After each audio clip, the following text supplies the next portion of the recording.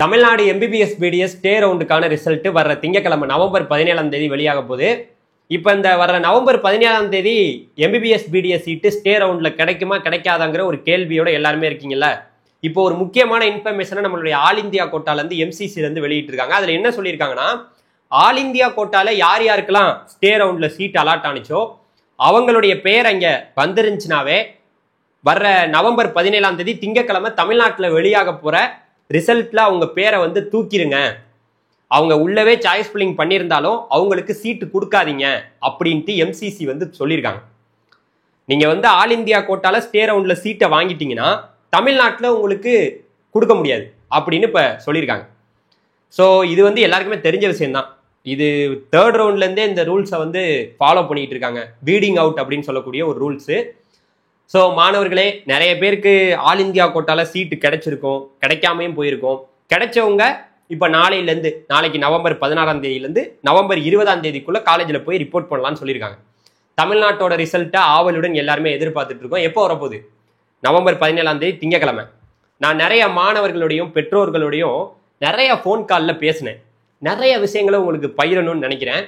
ஏன்னா சீட்டு கிடைக்காம போச்சே அப்படிங்கிற ஒரு வருத்தம், எவ்வளவோ பணம் கையில இருந்து சீட்டு கிடைக்காம போச்சுங்கிற மிகப்பெரிய வருத்தம் வந்து நிறைய பேருக்கு இருக்கு.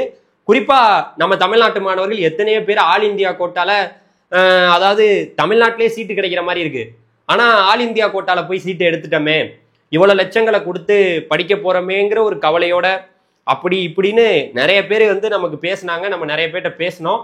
இன்னுமே சீட்டு வாங்காம நிறைய பேர் நம்ம தமிழ்நாட்டு மாணவர்கள் இருக்கீங்க. கண்டிப்பா சொல்றேன், வர்ற நவம்பர் 17ஆம் தேதி திங்கக்கிழமை உங்களுக்கு சீட்டு அலாட் ஆகலைன்னா கூட கவலைப்பட வேணாம். நீங்க தான் ஒரு முடிவு எடுக்கணும். அதாவது நீங்க இவ்வளவு நாள் படிச்சிருக்கீங்க, உங்களுக்கு தெரியாது ஒண்ணுமே கிடையாது. நீங்க ஒரு பேரண்டா இருக்கலாம், ஸ்டூடெண்டா இருக்கலாம். அடுத்து நம்ம என்ன பண்ணலாம்? சீட்டு கிடைச்சிருச்சுன்னா ஓகே, சீட்டு கிடைக்கல அப்படின்னா அடுத்து நெக்ஸ்ட் நம்ம ரிப்பீட் பண்ணலான்ட்டு நிறைய பேர் இப்பவே ரிப்பீட் பண்ண ஆரம்பிச்சிட்டாங்க. இருந்தாலும் சில பேர் முடிவு எடுக்காம இருக்காங்க. என்னைய கேட்டீங்கன்னா, இனிமே வந்து நமக்கு அடுத்த ரவுண்டு நடக்குமா, ஸ்பெஷல் ஸ்டே ரவுண்ட் நடக்குமாங்கிறதுக்கெல்லாம் அதுக்கான வாய்ப்புகள்லாம் மிக மிக குறைவாக தான் இருக்கு. சீட்டு எடுத்தவங்க போய் சேர்ந்துருவாங்க. அதனால ரிப்பீட் பண்ணலாம் அப்படின்னு இருந்தீங்கன்னா ஒரு 20 ஞாயிற்றுக்கிழமை தான் இருக்கு. வரப்போற மே 3ஆம் தேதி 2026 எக்ஸாம் வந்து நீட் எக்ஸாம் நடக்க போகுது. என்ன கேட்டீங்கன்னா, நான் ரிப்பீட் பண்ணலாமா சார், நான் ரிப்பீட் பண்ணலாமா அப்படின்னு கேட்டீங்கன்னா, என்னைய பொறுத்த வரைக்கும் உங்களுக்கு இப்போ எடுத்துட்டு இருக்க மார்க்கு இதெல்லாம் வந்து ஒரு சாலிடா தெரிஞ்சதுன்னா நீங்க ரிப்பீட் பண்ணுங்க. இல்ல சார் இதுல நம்பிக்கை இல்லை, ஏன்னா ஒரு வாழ்க்கை என்பது ஒரு படிப்புக்காகவே தன்னுடைய வாழ்க்கையை வந்து அர்ப்பணிச்சு அந்த இதுதான் படிக்கணும்ட்டு தன்னுடைய வாழ்க்கையவே வந்து பார்த்தீங்கன்னா அர்ப்பணிக்கிறதுங்கிறது, அது என்னைய கேட்டீங்கன்னா அது ஒரு கூமுட்டைத்தனம். அந்த மாதிரியெல்லாம் இருக்கக்கூடாது. உங்களுக்கு விருப்பம் இருக்கு, உங்களுக்கு ஒரு ஆசை இருக்கு, நான் படிக்கணும், மார்க் எடுப்பேன், அடுத்த வாட்டி இப்ப இவ்வளவு எடுத்துட்டேன், அப்பா அவ்வளவு எடுத்துட்டேன், இந்த வாட்டி கட் ஆஃப் இப்படி வந்துருச்சு, அடுத்த வாட்டி இப்படி வரும், அது மாதிரி வரும், இப்படி வந்துடும், அதெல்லாம் கிடையவே கிடையாது. அடுத்த வருஷம் எப்படி வேணாலும் என்ன வேணாலும் நடக்கலாம். அடுத்த வருஷம் வந்து பார்த்தீங்கன்னா மார்க்கு உங்க மார்க் இதை விட ரொம்ப குறைய கூட வாய்ப்பு இருக்கு, ரொம்ப கூடவும் வாய்ப்பு இருக்கு.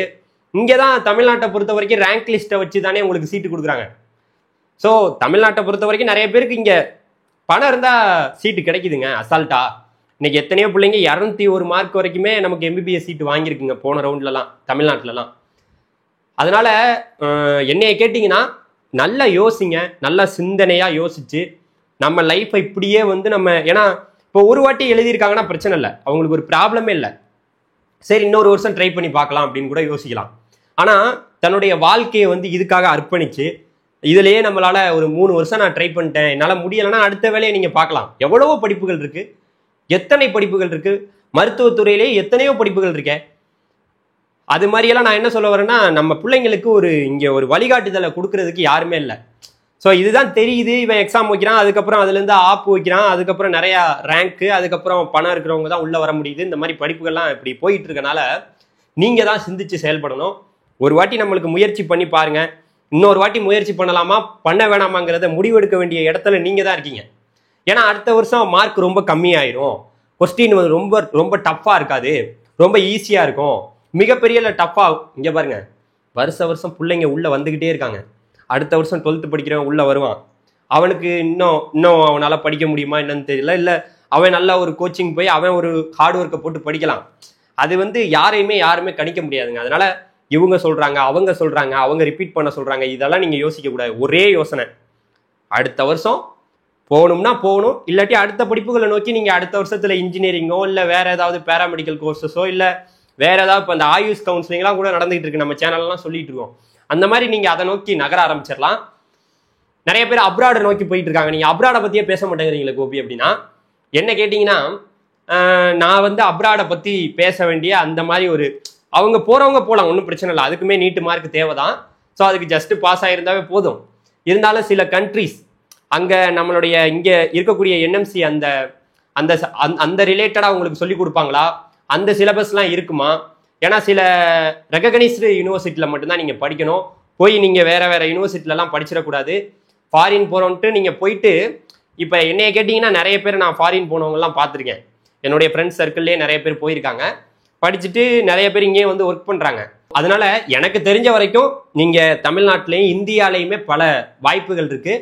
நீங்க என்ன முடிவெடுக்க வேண்டியதுங்கிறது உங்களுக்கு தான் தெரியும். அதனால நீங்க தான் உங்களுடைய ஃபியூச்சரை கொண்டு போகணும். இவ்வளவு நாள் கொண்டு வந்த உங்களுக்கு இனிமே வந்து கொண்டு போக தெரியாதுலாம் நான் சொல்ல முடியாது, கண்டிப்பா கொண்டு போக தெரியும்.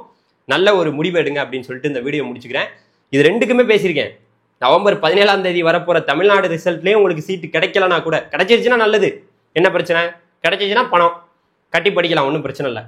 இல்லை அப்படிங்கிற பட்சத்தில் அடுத்த யோசனை, அடுத்த வருஷத்துல நம்ம இன்ஜினியரிங் சேர்ந்துடலாமா இல்லை வேற ஏதாவது படிப்பு போகலாமா, இந்த மாதிரிலாம் நிறைய நீங்க ட்ரை பண்ணலாம். ஓகே, இதுதான் என்னுடைய அறிவுரை.